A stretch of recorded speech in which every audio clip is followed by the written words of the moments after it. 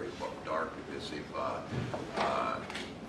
with, I think, void of any plans. And then you saw with the Vice President on the ellipse laying out a very clear vision of unity, being very willing to work together, but also laying out some very clear plans to make sure that every community is served. And she's been very specific about that, of whether there's an agenda for how we're making sure capital is ending up in the right places. And I think having the Vice President's experience and I would say it being Governor of Minnesota, working with a lot of leaders, listening to the issues that tend to be very universal, but each city has its own, each area has its own. So I would maybe just open it up to each of you of like what you're hearing from the campaign, what are the things that are resonating or things that you'd like to hear more of, and then hear the community, these guys give it. So Governor, before you came in, we were talking to Reginald, was raising some issues. Reginald has a professional home care agency to begin with, so we'll get into a little bit there. But you make an interesting point about youth voting and bringing younger people into it. So yeah, I was saying that, you know, the thing that concerns me is these youth. I don't know if it's TikTok or Instagram or social media that's like feeding them information. And what I do is I try to ask them, first of all, are you going to vote? Yeah. And then in a very subtle way, how are you going to vote? And I was talking to a young man yesterday, and I said, are you going to vote? He said, yes, I'm going to vote tomorrow, which is today. But he said, I'm not going to vote for Trump. Which I was like inside, I was like, yes, great.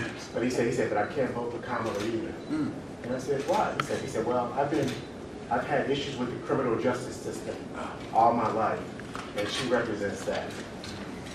And it hurt my heart to hear that. But I also told him, I said, well, you know, if Trump becomes president, he's going to be over all the court systems as well. So you think your life has been bad now, it's going to be worse. The good part about it is last night he texted me and said, okay, give me the pros and cons of voting for Kamala. Okay. You know, which helped, you know. No, that really helps. What's encouraging to me to see them that engaged, Yeah. because I've said I've worried about the cynicism of this, of them checking out, thinking both sides are the same, and you know the idea of a prosecutor, and the Vice President's obviously had a broad career on criminal justice reform, as well as making sure that she was keeping communities safe. It's a balance.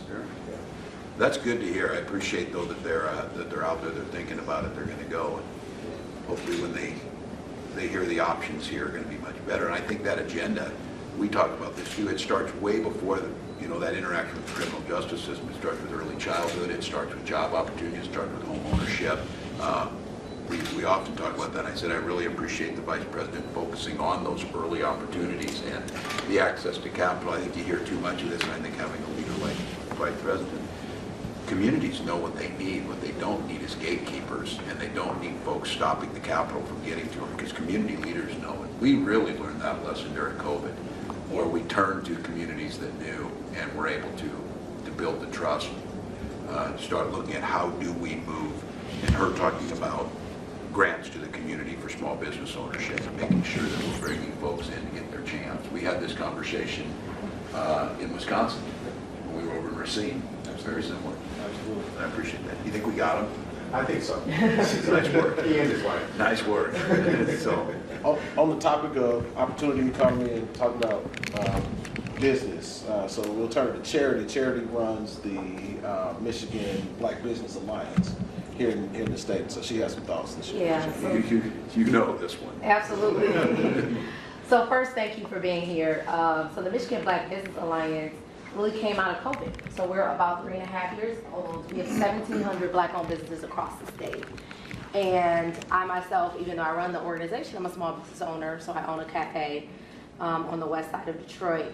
And what we've seen in the past 3 years, right, is this Black business boom, right? We've seen it.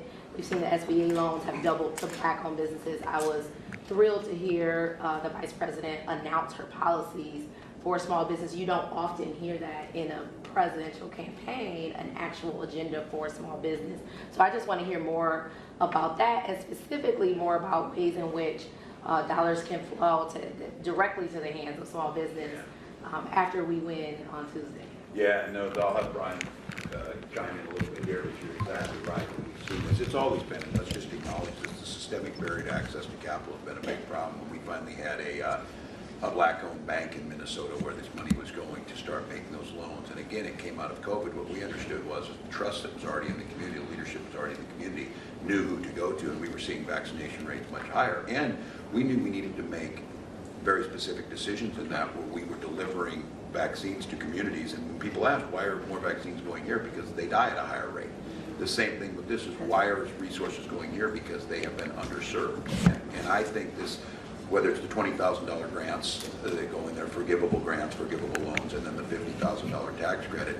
But the thing we heard in Racine was making sure if we have established organizations like yourself, Charity, what role will we be able to play in making that happen so it doesn't appear like it's too disconnected? I don't know, Brian, if you have some thoughts on that. No, I mean, I think you said it so well in terms of making this really work, is having those trusted community organizations, those trusted financial institutions to be able to evaluate those business plans on the ground, and particularly in the context of those who otherwise don't have access to credit or capital opportunities. So the Small Business Administration providing the resources, but really working closely with those local partners, because that's the only way to, provide both the sustenance of the plan, but also the technical support that new business owner is going to really need. Charity, what do you hear on that? Like, where somebody wants, you got young man says, I want to start my own business. I'm not sure what to do. How do we do that? How do they connect with you, or who's out there for organizations to help? Yeah, so I would say, especially in Detroit, I mean, we've got a number of organizations that are on the ground working with businesses every day. I think some of the areas of opportunity are less about startups and more about the nuts. Folks that